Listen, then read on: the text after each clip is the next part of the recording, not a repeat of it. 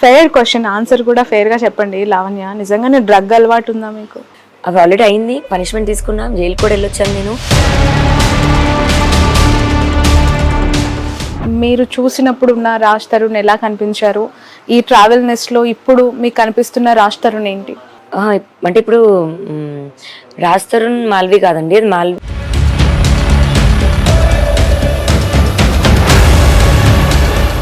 ఈ 11 ఏళ్ల ఈ ట్రావెలింగ్, ఈ పెళ్లి, సీక్రెట్ మ్యారేజ్ ఇవన్నీ కూడా రాజా రవీంద్ర గారికి తెలుసా? అన్ని తెలుసు. మరి ఆయన కూతురికే ఇలా జరిగితే ఒకరి పేరు ప్రముఖంగా వినిపిస్తోంది, మస్తాన్. మస్తాన్ వాళ్ళ ఇంటికి మేము వెళ్ళినప్పుడు పార్టీ జరుగుతున్నాం, డ్రెస్ మార్చుకుంటున్నప్పుడు మేము అక్కడ కెమెరా ఉండింది.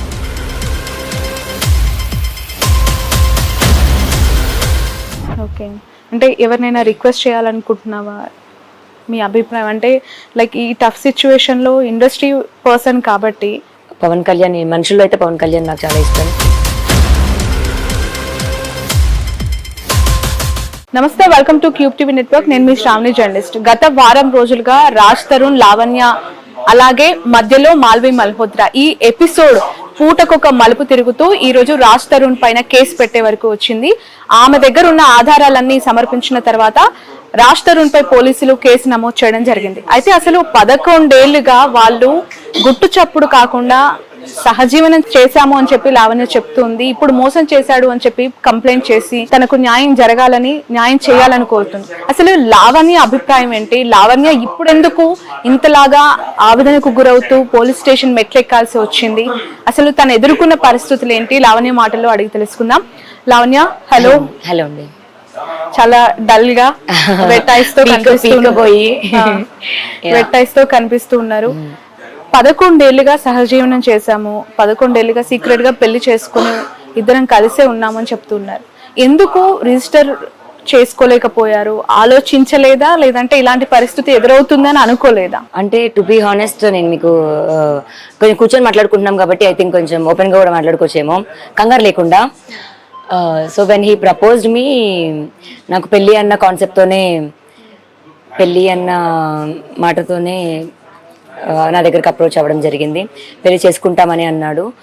అండ్ ఆ రోజున అప్పటికప్పుడు, అంటే తన బర్త్డే అవ్వడంతో మే 11th ఆ రోజు, అదే రోజు జరగాలి అని కోరుకున్నాడు. అప్పటికప్పుడు మేము గుడిలో చేసుకున్నాం, అలా తాళి కట్టాడు గచ్చిబౌలిలో.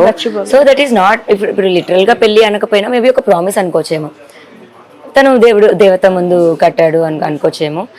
చేసుకుందాం ఈవెన్చువల్లీ, మంచిగా కొంచెం డబ్బులు సంపాదించుకొని కొంచెం కెరియర్లో కూడా సెట్ అయ్యాక అనుకుని. ఎందుకంటే అప్పుడే ఫస్ట్ సినిమా, కొత్తగా అందరూ పీపుల్ కూడా యాక్సెప్ట్ చేశారు, ప్రేమిస్తున్నారు అబ్బాయిని. నేను ఎలా అయితే ఇష్టపడుతున్నానో ఆ అబ్బాయికి కూడా సేమ్ లవ్ దొరకడం, మన ఇంట్లో, మన పక్కింట్లో అబ్బాయి లాగా ఉండడం, కనిపించడం బాగుండేది అంతా. అలాగే ఉన్నాం, సాగుతుంది జీవితం. ఇంకా టిపికల్ హౌస్ వైఫ్ లాగే అయిపోయాను.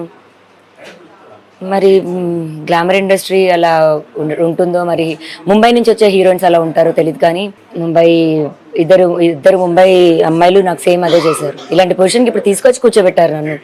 ఏమీ అంటే ఒక హెల్ప్లెస్ సిచ్యువేషన్. పేరెంట్స్ ఆయన అడిగినా సింపుల్గా ఒకటే మాట అంటారు, నీ చేతులారా నువ్వు చేసుకున్నావు అంటారు. ఎటువంటి సపోర్టు ఏం లేదు నాకు. ఇంకా రోడ్కి ఎక్కాల్సి వచ్చింది, పోలీస్ స్టేషన్ ఎక్కాల్సి వచ్చింది, ఎక్కాను ఇంకా. రైట్, అంటే ఈ 11 ఏళ్ల సుదీర్ఘ ప్రయాణము, సీక్రెట్ గా పెళ్లి, ఆ తర్వాత కలిసి ఉండడము, ఇవన్నీ జరుగుతున్న క్రమంలో ఆ సైడ్ ఫ్యామిలీ, మీ సైడ్ ఫ్యామిలీ నుంచి ఎప్పుడు కూడా ఒక అబ్జెక్షన్ అనేది రాలేదా? ఎందుకు మీరు ఇలా చేస్తున్నారు, ఎందుకు మీరు, అంటే ఒకవేళ మీరు కలిసి ఉండాలనుకుంటే మేము పెళ్లి చేస్తామని చెప్పి వాళ్ళే ముందుకొచ్చి పెళ్లి చేసే పరిస్థితి లేకపోయిందా? లేదు, ఇప్పుడు మా పేరెంట్స్ కూడా ఫ్రెండ్లీ పీపుల్, వాళ్ళ పేరెంట్స్ ఇంకా ఫ్రెండ్లీ పీపుల్. ఏదో లవ్ మ్యారేజ్ని రిజెక్ట్ చేసి అబ్జెక్ట్ చేసే పీపుల్ అయితే కాదు. సో సపోర్ట్ అయితే చేశారు. స్టార్టింగ్లో మా పేరెంట్స్ వద్దేమో అన్నట్టుగా అన్నారు. స్టార్టింగ్ ఇష్టం లేదు వాళ్ళకి.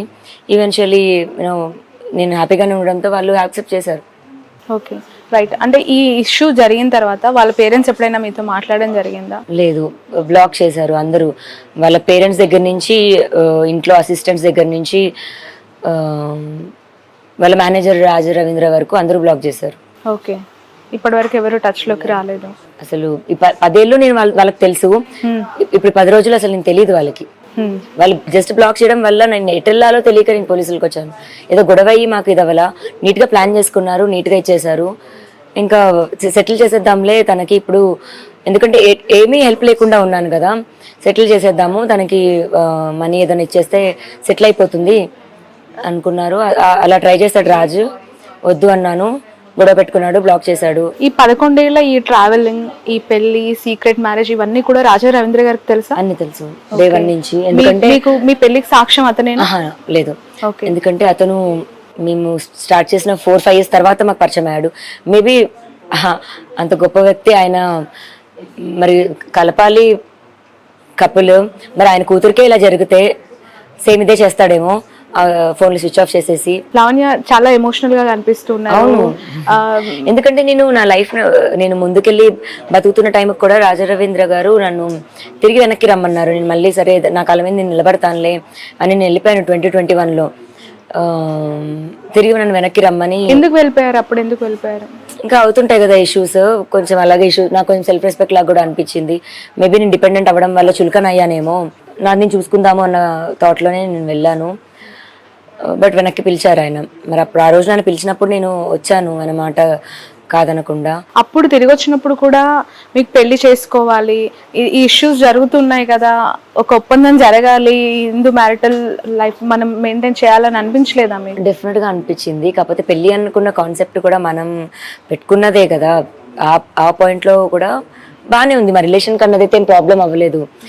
సో లాక్డౌన్ 2 సంవత్సరాలు అయిపోయింది. దాని తర్వాత నేను సెటిల్ అయ్యాక చేసుకుందామనో ఇంకా వెళ్తూ వచ్చింది అది, ఇంకా అంతే. Okay, what exactly Raj Tarun Lavanya, తను మీరు చూసినప్పుడు ఉన్న రాజ్ తరుణ్ ఎలా కనిపించారు? ఈ ట్రావెల్ నెస్ లో ఇప్పుడు మీకు కనిపిస్తున్న రాజ్ తరుణ్ ఏంటి? అంటే ఇప్పుడు రాజ్ తరుణ్ మాల్వి కాదండి, అది మల్హోత్రా మాల్వి రాజ్ తరుణ్ అని పెట్టుకోవాలి. అలా అయిపోయింది. ఒక మైండ్ ఒక బాడీయే వీడిలో కూడా ప్రవేశించి ఆమెలా చేస్తున్నాడు. Okay, right. ఎప్పటి నుంచి మల్హోత్రా ఇన్వాల్వ్ అయ్యింది? లాస్ట్ ఇయర్ జూన్ నుంచి అనుకుంటా అండి. నాకు తెలియడం అయితే సెప్టెంబర్ అప్పటికి తెలిసింది. ఓకే, అంటే వాళ్ళ రిలేషన్ ఎగ్జాక్ట్లీ మీకు ఏమని తెలుసు? అంటే దే ఆర్ ఇంటూ రిలేషనా, లేదంటే ఫ్రెండ్లీగానే? ఫ్రెండ్లీగా అయితే అబ్జెక్ట్ చేసే మనిషిని కాదండి, ఎందుకంటే నేను కూడా చాలా ఫ్రెండ్లీ పర్సన్. ఎవరితో అయినా నేను, అది అమ్మాయి ఎవరినివ్వండి అబ్బాయి ఎవరినివ్వండి, నేను చాలా ఫ్రీగా ఉంటాను.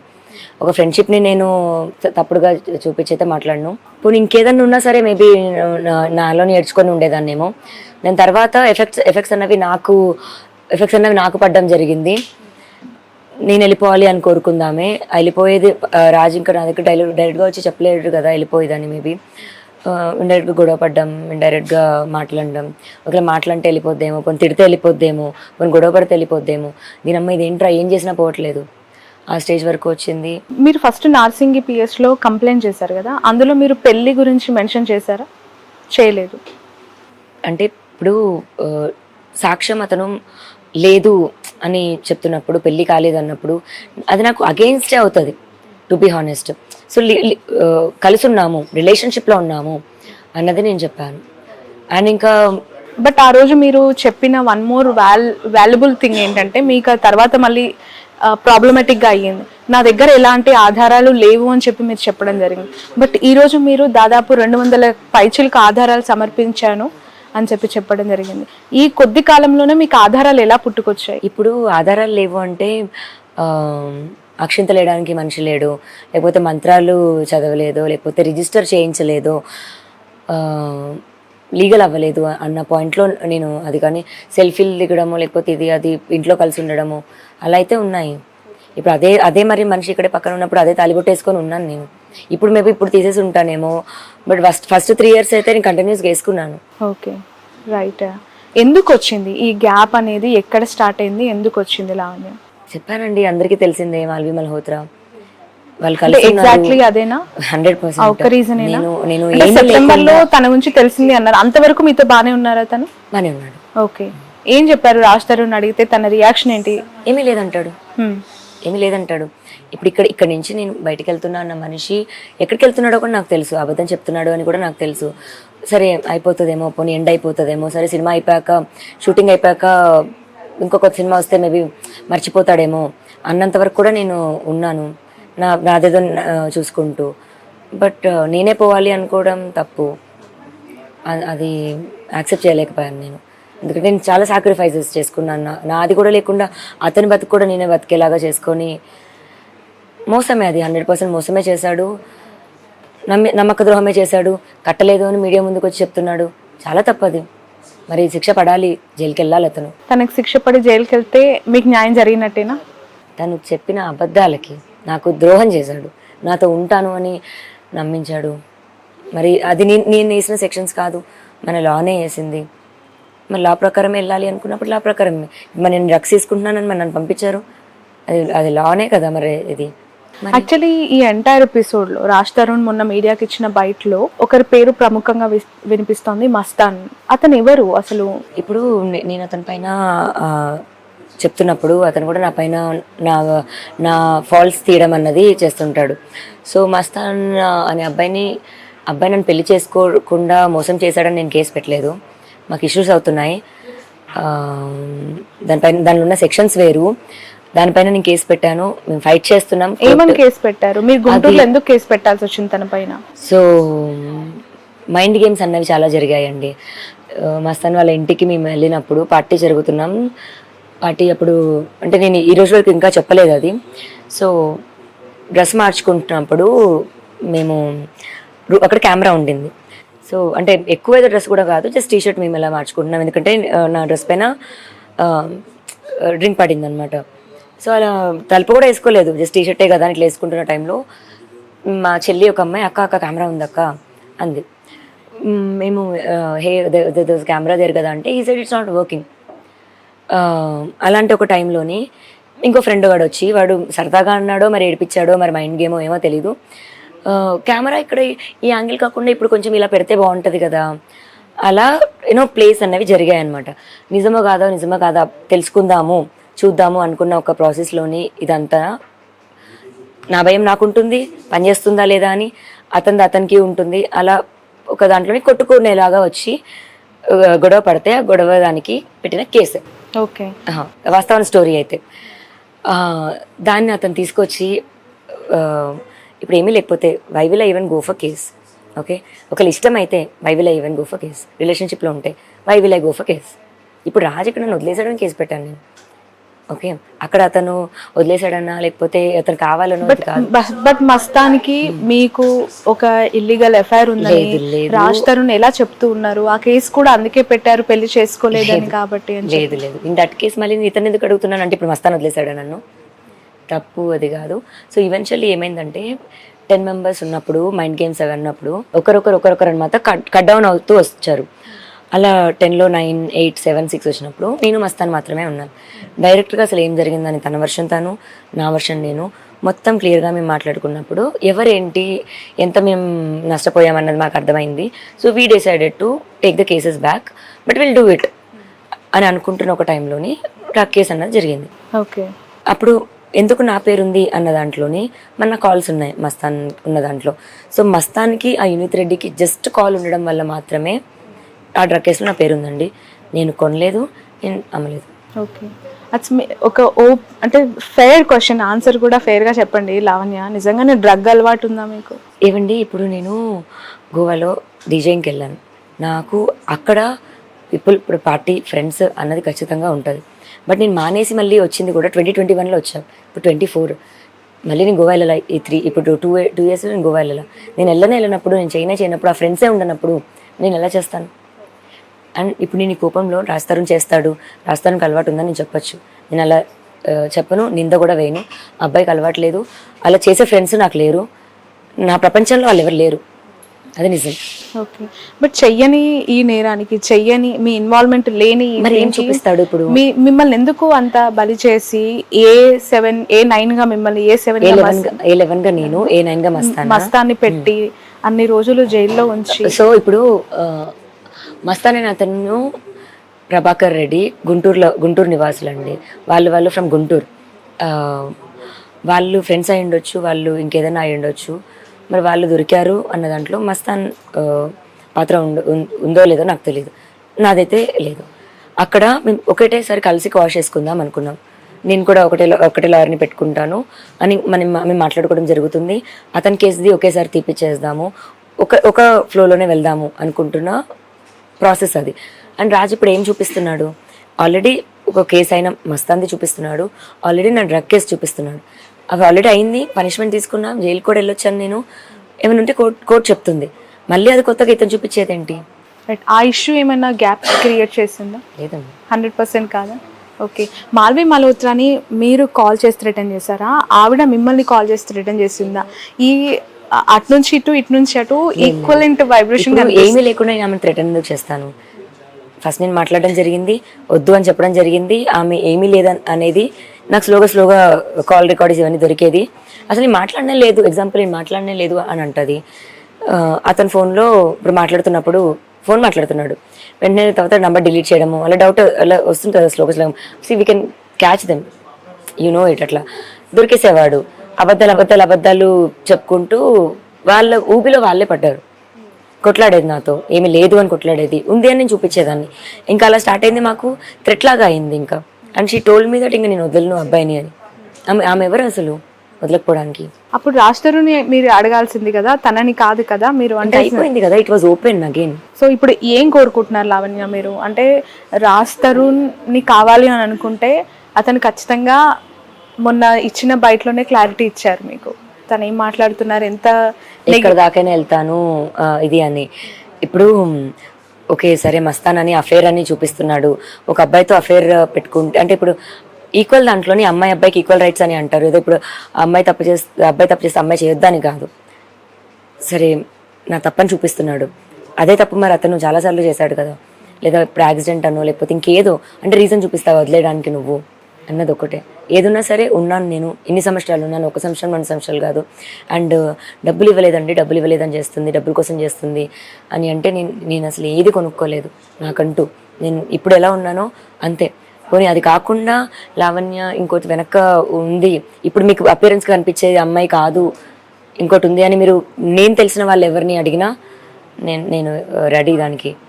So but I can't job చేయకుండా పక్కా హోమ్ మేకర్ గానే ఉండిపోయాను అంటున్నారు. అసలు జాబ్ ఎందుకు మానేయాల్సి వచ్చి? ఏం జాబ్ చేసేవాళ్ళు మీరు? అంటే జాబ్ మానేయాలని కాదు, నేను ఏరోస్టెస్ ట్రైనింగ్ చేశాను అండ్ సింగపూర్ వెళ్ళి MBA చదువుకొని వచ్చాను.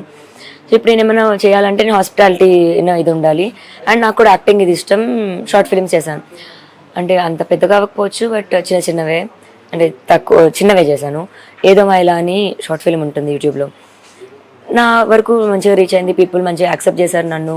అలాగే కంటిన్యూ చేసుకుని బాగుండేదేమో. నేను ఇతను ఎక్కువ నమ్మేశాను and he asked me to not to do it. అంటే నాకు జెలస్ ఫీలింగ్ వస్తుంది అనేవాడు, లేకపోతే ఇంకేదో నాకు నచ్చదు అనేవాడు. నేను సరే ఎందుకు గొడవ పడ్డాము ఫైన్ అని చెప్పి వదిలేశాను నిజంగా. బట్ అతను ఆ రోజు చెప్పుంటే 10 సంవత్సరాల తర్వాత నేను వదిలేస్తాను అని చెప్పుంటే డెఫినెట్గా కంటిన్యూ చేసుకునేదాన్ని. నాది నాకంటూ ఒక వే ఉండేది. ఇప్పుడు ఏది కాకుండా అయ్యాను, but I will get him back. Audio call ఒకటి వచ్చింది బయటికి, అది విన్నాను. దాంట్లో పదే మీరు తిడుతున్నారు సాయి అని, అండ్ బిగ్ బాస్ అన్నపూర్ణ స్టూడియోకి వెళ్తాను నాగార్జున గారు అని చెప్పి. ఏంటది ఆ కన్వర్సేషన్ ఏంటి? నాకు తెలిసి అది ఎందుకు జరిగి ఉంటుంది అంటే, అతను నువ్వు ఎక్కడికన్నా వెళ్ళు నేను చూసుకుంటాను ఇది అని కొంచెం ఇట్లా కేర్లెస్గా తీస్తున్నాడు అనమాట. అప్పుడు నాకు ఇంకా అది చాలా కోపం మీద వస్తుంది. అండ్ నాకు అప్పుడు అవసరం, ఒక మనిషి అన్నది అవసరం, ఆ మనిషి అవసరంకి కూడా అతను పట్టించుకోకుండా ఉన్నాడు. అండ్ నాకు దెబ్బలు తగలే, ఇంకా కొట్టాడు ఇవన్నీ నేను ఇంకా ఇది చెప్పలేను. నా బ్లడ్ మాకు చూపించారు, నాకంతా బ్లడ్ ఇది అవుతుంది. ఎందుకు కొట్టారు అసలు రాస్తారు? గొడవ ఇంకంతా. సో పర్టికులర్గా ఈ రీజన్ అనేది కాదు, ఇష్యూస్ అవుతుండే మాకు. ఇంకా అంటే కొట్టేంత స్థాయిలో అయ్యాయి, బట్ ఏం జరిగినా ఇన్ని రోజులు చెప్పలేదు. ఇంకా తప్పకే ఈ సంవత్సరం బయటికి రావాల్సిన. అంటే ఈ సెప్టెంబర్ తర్వాత మ్యాన్ హ్యాండ్లింగ్ జరిగిందా మీ పైన? బిఫోరే జరిగిందా ఇష్యూ? బిఫోర్ లేదు, తర్వాతే జరిగింది. అంటే ఈ ఇష్యూతోనే అతను ఎప్పుడు నా మీద చేయలేదు, ఎప్పుడు. ఓకే, ఇంకా నేనే కొట్టేదాన్ని. కానీ నాకంటే 6 months చిన్న కదా, నాకు కొంచెం హక్కుగా నేను ఎక్కువ తీసుకునేదాన్ని, కానీ వాడెప్పుడు కొట్టలేదు. బట్ మీ అడ్వకేట్ మీ పైన దాడి చేశారు అని చెప్పి కొన్ని ఫొటోస్ చూపించారు. జరిగింది అది. ఇష్యూస్ వల్ల మేము ఎక్కువ అయిపోయేవి. అంటే నేను I couldn't take that fact that he gonna leave me. నువ్వు పో అని అది తీసుకోలేకపోయేదాన్ని. ఇప్పుడు గొడవలో దీన్ని ఎగ్జాంపుల్ అలా మాట్లాడితే వాట్ డూ యూ మీన్ అన్నదానికి వెళ్ళిపో నువ్వు అన్న ఇది ఐ కుడెంట్ టేక్ దట్. అప్పుడు చాలా ఎక్కువ గొడవ పడేవాళ్ళం. ఓకే. సో ఇప్పుడు రాజ్ తరుణ్ సెటిల్మెంట్ చేసుకోమని చెప్పి మిమ్మల్ని ఫోర్స్ చేస్తున్నట్టు కూడా తెలుసు. నాకు సెటిల్మెంట్ వద్దండి, నేను దానికోసం నేను చేయట్లేదు. మరి అందరికీ నెగిటివ్గా ఎందుకు వెళ్ళి నేను సెటిల్మెంట్ మనీ కోసం చేస్తున్నాను ఇదంతా అని ఎందుకు రీచ్ అవుతుందో నాకు తెలీదు. నాకు ఏం ఆఫర్ చేశారు అంటే ఇప్పుడు నేను డిపెండెంట్ అయ్యాను. ఇప్పుడు హౌస్ వైఫ్స్ అంటేనే ఇంకా డిపెండెంట్. అదే as I was not working, నాకు ఇంకా మనీ పే ఎక్కడి నుంచి వస్తుంది? He has to pay. ఇన్ని సంవత్సరాలు చేశాడు, మరి ఈవెన్ ఈ గోస్ మరి నా పరిస్థితి ఏంటి అని అడుగుతాం. అప్పుడు దాంట్లోని హీ ఈజ్ లైక్ హౌస్ ఇస్తాను అండ్ 15 dogs and 4 cats ఉన్నాయి కాబట్టి వాటికి మెయింటెనెన్స్కి ఇస్తాను. బట్ అది కూడా మనం నలుగురిలో కూర్చొని మాట్లాడుకుంటేనే. అంటే ఆ కుక్కలు ఆ పిల్లలు కూడా మీరే చూసుకోవాలా? ఎందుకలా? అంటే అవి వాడు నాతో పాటు వాటిని కూడా అబాండన్ చేసేసాడు బికాజ్ మాల్వికి కుక్కలు అంటే నచ్చదంట. సో ఆ కుక్కల్ని చివరికి మీకు మిగిల్చి వాటికి పే చేస్తానని చెప్తున్నారు. ఓకే. ఎంతకాలం నుంచి కుక్కలు దేవన్ నుంచి ఉండాలి? మా లైఫ్ స్టార్ట్ అవ్వడం 2014. ఇలా మాది అయ్యిందో లేదో 3 నెలలకు అమ్మాయికి మరి కడుపు రావాలి, మరి తీసుకొచ్చి కుక్క పిల్లలు పెట్టాడు. అప్పటి నుంచి స్టార్ట్ అయిన కుక్క పిల్లలు. యా. ఎన్ని కుక్కలు ఉన్నాయి మొత్తం? 15 dogs and 4 cats. వాటన్నిటికీ మీరే మెయింటెనెన్స్ ఎవ్రీడే? ఎవ్రీడే. నేను, తమ్ముడు అండ్ ఇంకొక అబ్బాయి ఉంటాడు వర్కర్, ముగ్గురం చేసుకుంటాం.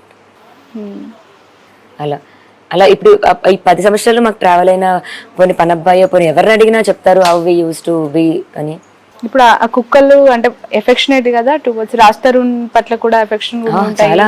అసలు మీరు తన సోషల్ మీడియాలో డాగ్స్ ని చూసుంటే, ఫొటోస్ చూసుంటే కూడా తన పెట్స్ తో ఉన్నవి అన్ని ఉంటాయి. రైట్. పిల్లల్లాగే చూసుకున్నా. ఇండస్ట్రీ నుంచి ఎలాంటి సపోర్ట్ వచ్చింది మీకు లావణ్య? రాలేదండి ఇంకా, టు బి హానెస్ట్. ఎక్కడ సపోర్ట్ రాలేదు. హెల్ప్ కావాలనే కోరుకుంటున్నాను. మరి అతను వద్దు అన్నదానికి అతనికి వద్దు అన్నకు హెల్ప్ చేస్తున్నారు, మరి ఎందుకు చేస్తున్నారో తెలియదు. మరి నేను ఇన్ని సంవత్సరాలు ఉన్నాను, మరి నాకు కూడా హెల్ప్ చేయాలి. అండ్ మరి రాజా రవీంద్ర గారికి అంత కాంటాక్ట్స్ ఉన్నాయేమో, అటు సైడే సపోర్ట్ అంతా వస్తుందేమో. నేను కూడా హెల్ప్ అడుగుతున్నాను అండ్ నాకు కూడా హెల్ప్ కావాలి. ఓకే. అంటే ఎవరినైనా రిక్వెస్ట్ చేయాలనుకుంటున్నావా? మీ అభిప్రాయం అంటే లైక్ ఈ టఫ్ సిచ్యువేషన్లో ఇండస్ట్రీ పర్సన్ కాబట్టి. నాకు శివుడు అంటే చాలా ఇష్టం అండి. అండ్ మళ్ళీ అదే విధంగా పవన్ కళ్యాణ్, మనుషుల్లో అయితే పవన్ కళ్యాణ్ నాకు చాలా ఇష్టం. ఆయన సీఎం అవ్వాలి అని అంటే ఒకరోజు అవుతాడు అని అయితే నాకు ఇట్లా ఫుల్ నమ్మకం ఉండేది. ఎంత తిట్టినా ఏది ఉన్నా సరే. మాకు వాట్సాప్ డీపీల్లో దగ్గర నుంచి కార్లో వెనకాల ఫోటోల వరకు కానీ, ఫస్ట్ సినిమా డే రిలీజ్ అయితే పేపర్లు ఎగరేయడం దగ్గర నుంచి అలానే స్టార్ట్ అయిన ఒకటి ఫేవరెట్ యాక్టర్ దగ్గర నుంచి ఆయన అంటే ఇది డెఫినెట్గా ఆయన ఆఫీస్ వరకు మరి ఏమో తెలీదు, వెళ్ళి అడగాలని అయితే అనుకుంటున్నాను. పవన్ కళ్యాణ్ గారిని కలవాలనుకుంటున్నాను, అడగాలి అనుకుంటున్నాను. నాకు ఇలా వదిలేసాడు, నన్ను వదిలేసి పారిపోయాడు అని చెప్పాలనుకుంటున్నాను.